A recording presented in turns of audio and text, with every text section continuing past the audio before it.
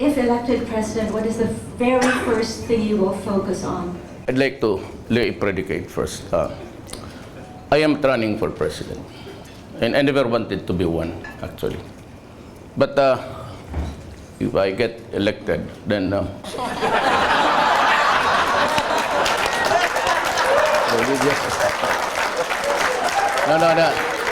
I was just joking with the lady. Ayaw ko talaga. I do not covet, I've said repeatedly. There was never in any forum that I said I'm running. Sabihin ko na lang ngayon, total, nandito na lang rin lahat. Ayaw ng pamilya ko, pati yung anak ko nung naging mayor. And she is very vocal about it. And I don't know about my first wife. I have not talked to her. But my second wife,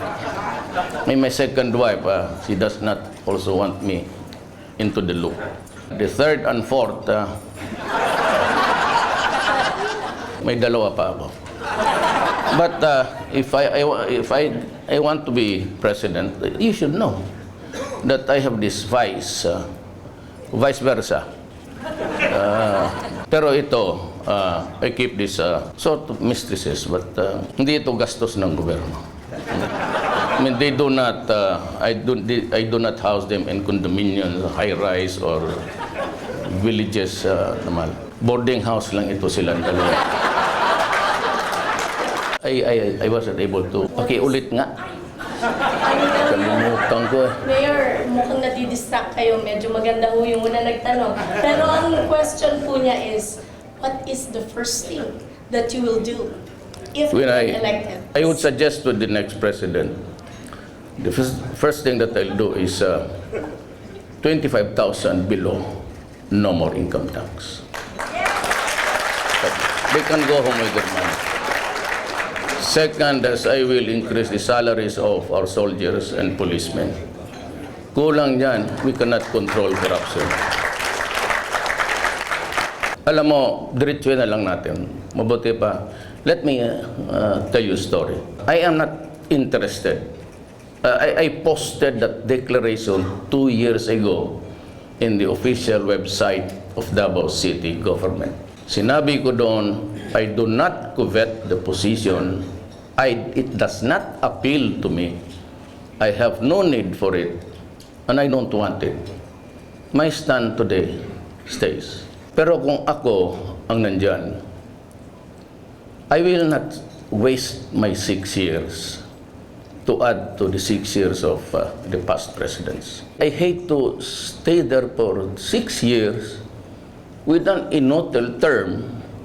Tapos sabihin ko lang niya, after 6 years, ladies and gentlemen, my beloved countrymen, I did my best. But just the same, like the others, my hands are tied. We have to honor the Constitution, this Congress, and everybody, things like that. Because in that Constitution, may nakita silang wellspring eh.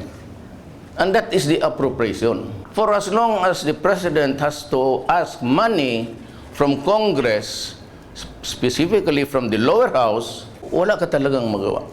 Every time that you do it, they would say, we will impeach you. Well, I tell you, I will not sit there for an uneventful term. Either I make something new of our country or I resign immediately. Yes, please state your name and your organization. Thank you. Hi, good afternoon, Mayor. Hi, I'm ma'am. Elsa from Oxford Business Group, and I'd like to ask, how do you replicate the model of Davao to a bigger scale? I cannot do it under the present circumstances and structure. Wala, masasabit ka talaga. Kaya kung gusto ko, sabihin ko na sa inyo, let us all reform, including me. If I have to do it, I'll just say that we will study 6 months to 1 year. If I could not get even the slightest reform, hihiritan ko talaga kayo. I'll declare a revolutionary government. If Cory did it, why can't I? Then I can start with the cleansing. It has to start with me, the military, and the police. And I will use the money to increase the salaries of all teachers in the building. Nanay ko kasi maestra. Walang maestra na umuwi ng public school teacher na 18,000. they are eternally tied to the 5-6. Of course, the military. Sabihin ko sa kanila, lalo na yung mga polis, sige, I'll increase your salaries. Huwag ka nang hingi-hingi lang. Barilin kita. Prangka-prangkaan na lang tayo. Huwag na tayong pakurnehan dito. Ang driver ko na polis, 3 anak niyang babae. Every enrollment time maghiram siya. So sabihin ko siya, what is your take-home pay? Sabi niya, sir, 1,500 na lang. Gamitan mo lang ng 1+1. Alam mo talaga na magkukurap yan. You have to increase the salaries. I'll give you 50,000 plus 70,000. Marami akong pera eh. Alam mo bakit? Sarado yung Congress. But I will not dismiss the employees. Tumawa pa rin sila. Okay. Mayor, we have one more question. Yes. State your name. Yes, Miss Marisa Dalmar of Buhay OFW TV, and of course, Director of VACC, Volunteers Against Crime and Corruption. Mayor, what is your take dito po sa BBL, sa Bangsamoro? Kaming taga Mindanao, we are for it. Because it might really spell the difference between existing and dying. I mean, war. Murad at one time said that if there is no BBL for him, he'd go to war. 2 months after, the president himself, in reaction to a question, sabi niya, if you do not give to Murad the BBL law, you might as well start to count body bags. Then, 2 weeks after, Deles, Siging, came out with the statement 14 issues ago sa Inquirer. There will be a bloody confrontation if there is no BBL. I think there will be a bloody confrontation. And that is why, if you allow me, I'll explain why I was going around advancing federalism. Pag wala kasing BBL, which tanong ko, if there is one, it would be watered down heavily. So that would not be acceptable to them. So there would still be trouble. Itong federalism was a brainchild of Kanoy, Senator Pimentel, the father, and Lito Osmeña, the governor of Cebu. Sila yung mga early exponents niyan. Pumunta sila sa akin, sabi nila, Rod, ikaw may yung pinakabata dito sa atin. Sabi niya, 50 ka lang siguro eh. Sabi ko, yes sir. 50 years old. Sabi niya, you carry the torch of federalism. Alam mo kung bakit ko tinanggap yan. Before Congress actually studied on it, when it was submitted to them, sa mga members, nabasa ko na yung draft. At nakita ko na yung problema. Way ahead. Given the bigotry of some people, the utter bias against our Muslim brothers. And of course, the intricacies plus the constitutional provisions there. I said, this will have a hard time to pass to Congress. Kaya kinuha ko na kaagad yung baraha. So I was going around every city. I could not go to Congress because sila ang matatamaan ng federalism. You just have to do away with the unitary type. You go federal, they will lose their jobs, power and money. So I went around cities promoting federalism sa local officials. Yun ang ano ko. At may nakita itong iba dito, ayan, sa harap ko, yung iba nandoon. Sinakyan na lang na for president. Sinabi ko, ayaw ko. So, Mayor, marami pa po. There's one over here. I'm Cynthia Carrion from the Philippine Olympic Committee and former Undersecretary for the Department of Tourism and Philippine Sports Commission.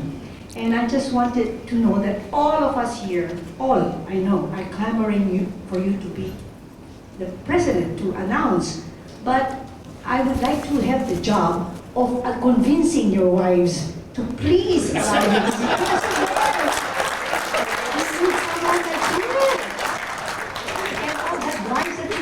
most Filipinos have that. So don't worry about the one vice that you have. So we want you to be president. Please, sir. Alam mo na, sa totoo lang, if I may just, you will allow me, hindi ko na talaga panahon. And I would just cite the Bible, Ecclesiastes 3.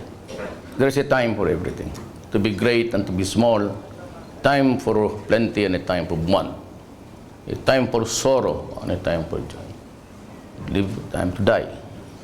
Ako, yung opportunity to be president is a window that's very, very small. Sabihin ko na lang sa inyo, hindi ko na talaga panahon. It's no longer my time. Give it to somebody else na yung may gusto. Mahirap yung nandiyan ka na ayaw mo. Magtamad-tamaran ka. When I was mayor early on, I worked until midnight just going around the city killing mosquitoes that were bothering and rats all over. Yes, sir, please. I'm Sebastian Castro. I am not here representing a company, I'm just representing myself. A lot of economists believe that one of the most efficient ways to tackle poverty, to really have more structural change, is land reform. When it comes down to it, the agriculture sector still is the biggest sector of our economy. At least it employs the most people, right? You have tens of millions of people who are poor farmers who do not own the land they work on. And that's been the way it has been for so long, which is just a mirror of the overall picture that we still live in a country where the power and money and wealth is still in the hands of a very select few. So my main question is, will you do anything about land reform, meaningful land reform? I will try to figure out if it's still needed an extension. It has expired, the law on land reform. If ever I would reinstate it, I would not go for a thing just like giving them 2 hectares. Because most of the lands given to the beneficiaries, would you believe it? About 85% of those given to the farmers, tenants, are back in the hands of the landlords. The land reform was really a faulty one.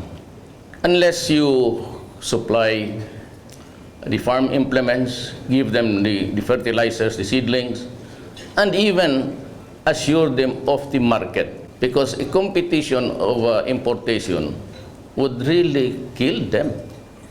Even at great prices na lang, even at that, just figure out how much you can buy from them to be sure that the produce are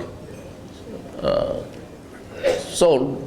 You know, becoming of the Asian economic, I don't know how much tariff now, it's a very, very low 3. Maybe the time will come, it will be 0. It's a free trade actually for all. But that kind of a system is only good for the highly industrialized countries. Now remember that the Philippines is an agricultural country. Economy natin based on agriculture. We'll have to do some protective measures, not even safety nets. You'll have to just say to them, you know, guys, you'd kill my countrymen. And I can only accept so much. Eh, kung mag-i-import ka, tapos mas murang-mura, patay yung Pilipino. We can talk of something else, about the China problem. But then again, this is not really to, you know, the Americans, with due respect. That problem in the South. Let me rumble on because very important for you.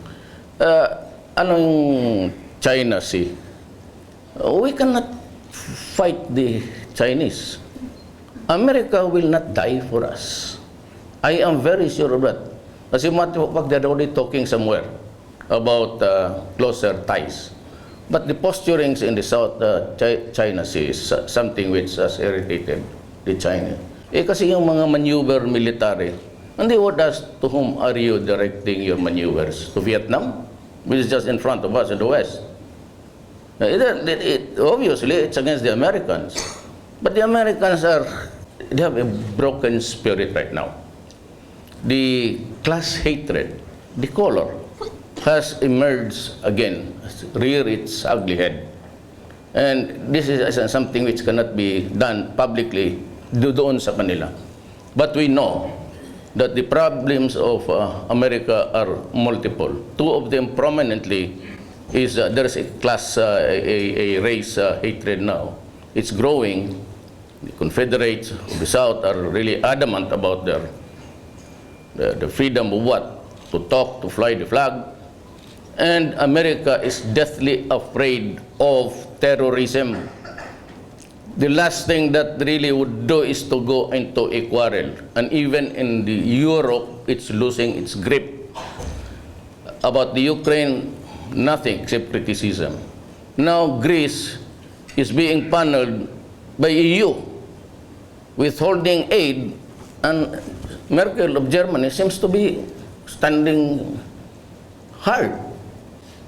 And the problem ganito, with the coming of Russia, who offered to give them gas, fuel, and the 10 trillion of the Chinese, and he would just say, I'll buy your debt. Then you can grow and I'll give you the space of maybe 10 years to pay us. There's a growing hegemony in Europe and in Africa in favor of the Chinese and Russians. That's how it is. That's how I see it. Itong Greece na to, pag talagang sipa nila, pupunta yan China. And China would say, good. How much? 32 billion? I'll pay it. I'll give you 15 years to repay. So that is how dangerous the world is today. Russia is bristling with weapons. And they have, I feel that they have reached the parity in arms. Kaya takot ang Amerika eh. Alam mo kasi, if the Americans really wanted the influence in Southeast Asia, they could have destroyed right at the beginning the airport and the islands now that are being built around. Noon pa sana inupakan, takot talaga ang Amerika. But that's to assure the Filipino spirit and the rest of the Asian, they go into maneuvering business. Good afternoon, Mayor. My name is Patrick. I'm a student from De La Salle University, and I'm also interning at the U.S. ASEAN Business Council. I'm tired of the atrophy in our government, and my question is, how will you inspire public servants on a national level to bring the best kind of service or top quality service to our Filipino people and bring back trust in our government? You know, earlier on sa pagka-mayor ko, in my inaugural speech, the first sentence is, I hold it an article of faith that no progress and development in this city will come if we have do not law and order. Sabi ko, we have to have peace to enable the money from the pockets of the investors to come in. Pag wala talang patayan tayo, you kidnap the bank manager, sabi ko, patay. Kaya the best antidote kasi dyan is really to create an environment where the human being with so much talent can function. There has to be law and order to inspire people to even to join politics. Marami kasing Filipino talented, but they disdain public service because of corruption. There's another one here. Yes, sir, please. Pepe Galvez, private citizen. Mayor, I believe you have a sincere and caring heart, because otherwise you would not have been able to do the kind of change and improvement you did in Davao. In fact, I believe that your sincere and caring heart goes beyond the love, wishes, and the whims of your spouse and your other women or whatever. So what is it really that would trigger you to run and be willing to serve our country and our people? You mentioned about my women. Ikaw, ilang iyo? Okay, kung isa lang, kawawa ka naman. Ay, kawawa ka kung gano'n. I pity you. I cannot survive with one. Pag inaway mo yan, tablag ka na yung araw na yan. Alam mo talaga, ako it's too cavalier fashion ako kasi hindi ako interesado eh. That's why I can really mouth whatever I want to say. You know, kagaya noon sa sabi nila, pinapatay ko tapos human rights. Sabi ko, so be it. If you have the goods on me, file the case. But I have a job to do and I will do it, whatever it is. Yes, sir. Please state your Good name. afternoon. I am Jay Season from Sambeta before your time. Yes, sir. This is a problem that I know you are concerned because up to now, your city has not received its rightful share of the IRA, which is provided under the Constitution to be given to local governments automatically. Now, will it take you to be president to be able to give all the local governments autonomy in the sense that they receive their 40% share of all internal revenue taxes elected by government. That's the reason why we should go to federalism. Because the unitary type of government was created by the Spaniards in 1521 for 400 years. When the Americans came, because we were given this country was just like a chattel, we were passed on to the Americans, they maintained the unitary type until today. You know, if you look down to Australia, it's parliament, federal. If you go still down to the south, there's New Zealand, it's federal parliament. You go up to Singapore, it's federal parliament. You look at Malaysia, it's federal parliament. You go to Japan, Diet, it's a parliament. And you go to South Korea, bigger parliament. I said if a shift to federal would greatly improve things, because then you do not need to wait for us to receive. In federal, you retain the proceeds of your resources. Then you contribute to the national federal government. Ito ang Pilipinas eh. Let's limit ito. President, ito. Mayor, the powers are. It's not inclusive. The residual powers not found in that document's autonomy law goes back to the DILG. In a federal system, the president, the prime minister, yan, kung wala dyan, bababa yan doon sa automatically devolved down to the local governments. Yan ang maganda. It's about time. We're the only ones who are hanging on to. It's really for control. Just the reason why you want to build a railway and everything, you have to go to NEDA. Ang NEDA, sino pong taga NEDA dito? Dukdukin yung ulo nyo. Tagal ninyong mag-process. You sit on the paper. You know, in Davao, you have 72 hours. Baski anong klaseng opisina, you want a clearance, you want a certificate, or what? 72 hours. After 72 hours, you cannot release the papers anymore. You have to forward it to me. Why, with the explanation, why it took you more than 72 hours, 4 days to process the paper. Thank you. That's the reason why we need an enforcer president, which translates to Mr. Duterte. Thank you. Okay. Hindi kasi ninyo alam, he's my relative, that's why he talks that way. Magkamukha nga. Always there is.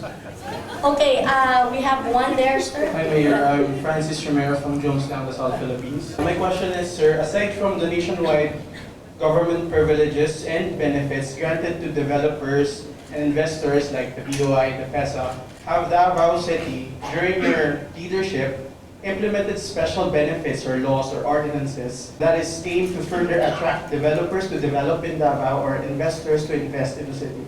Ang isang problema lang is the NPA. If you are into agricultural venture, agricultural farming, you have to deal sometimes with the NPAs. And that is a reality which we cannot really deny everywhere. But the NPAs are very strong, or maybe the strongest sa Region 11. What I do there is, I talk to them. I am a son of a poor man. Though my father became governor 1957-67, kinakausap ko lang. Yung taxation nila, hindi mo madala sa takot eh. Hindi talaga kaya. I mean, they are there everywhere.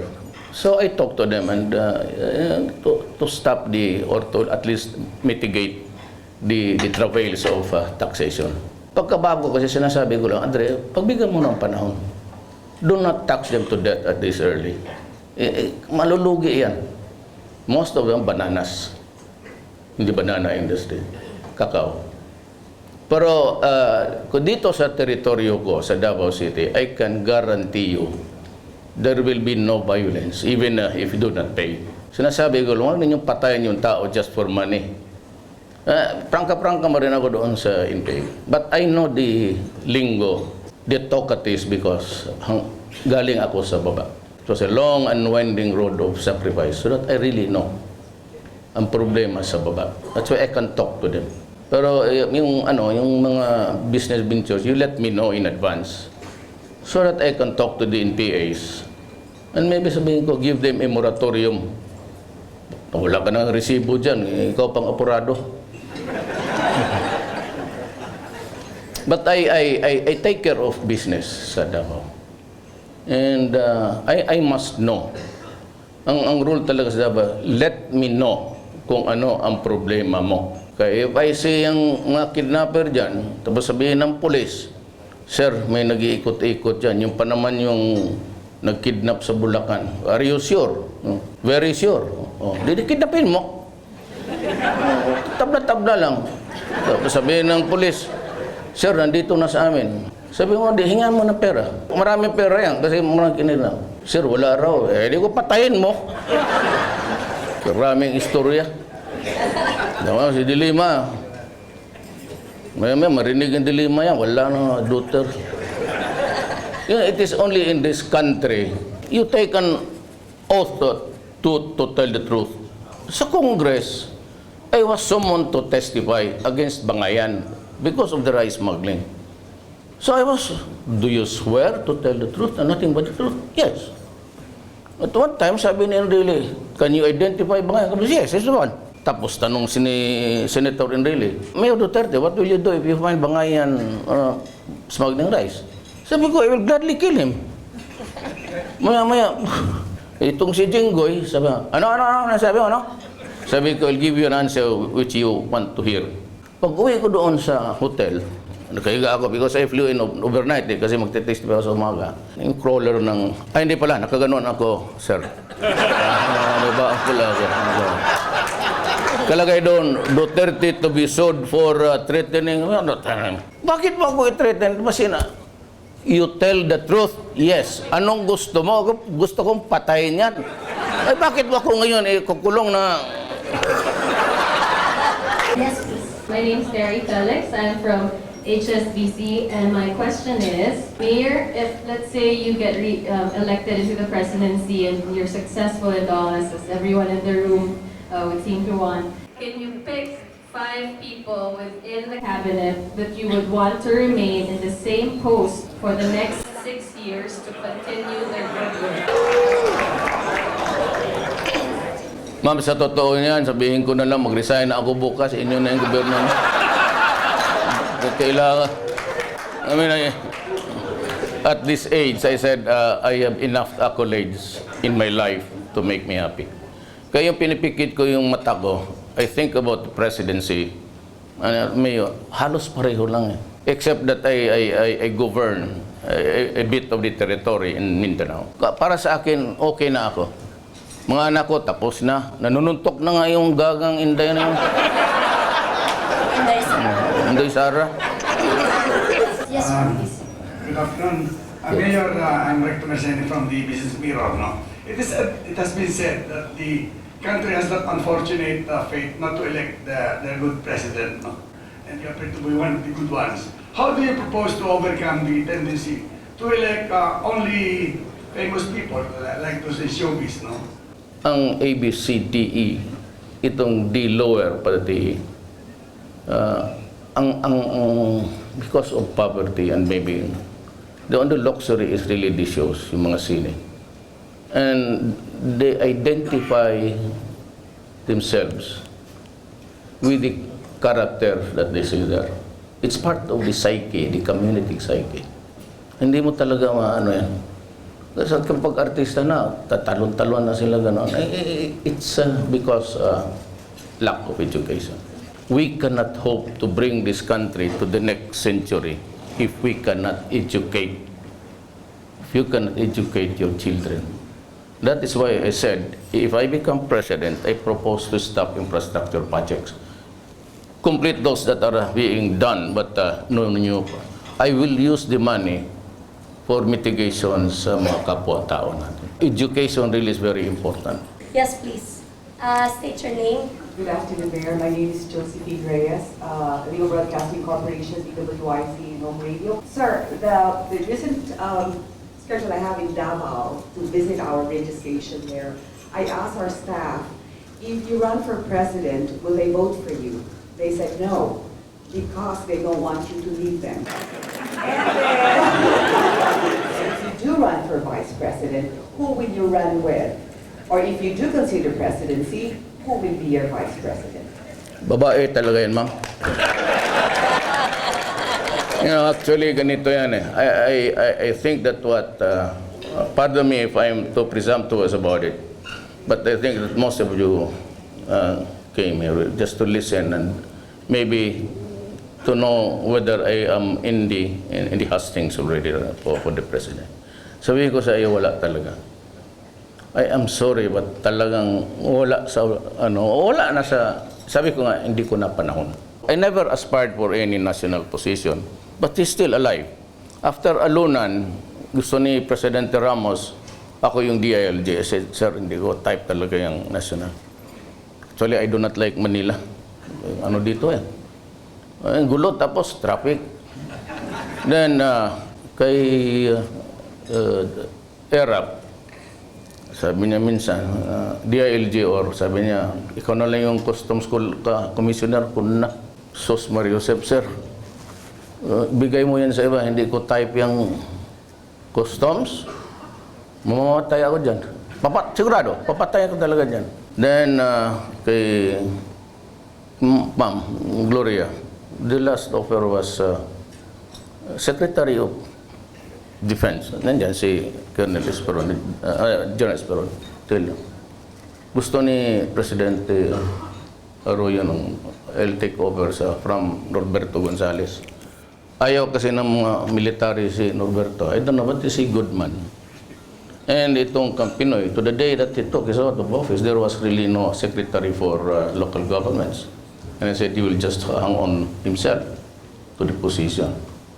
So at that time, Ochoa was calling me if I could DILG, sabi ko. Ayaw ko.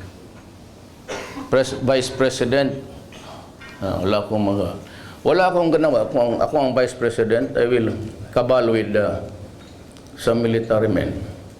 Patayin ko na yung Presidente. Bakit pa ako maghintay na?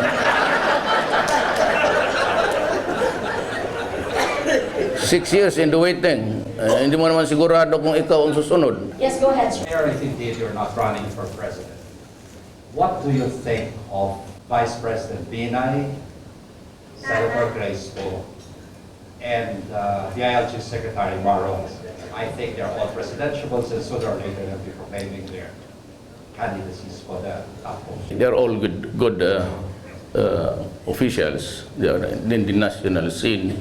Pwede silang lahat. And of course, Binay has may burden lang sa dyan. Sabi niya, false accusations. Well, let us see.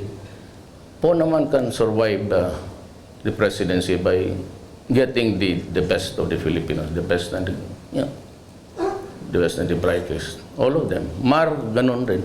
Kaya nga, sabi ko, I cannot endorse any one of them because they're all my friends.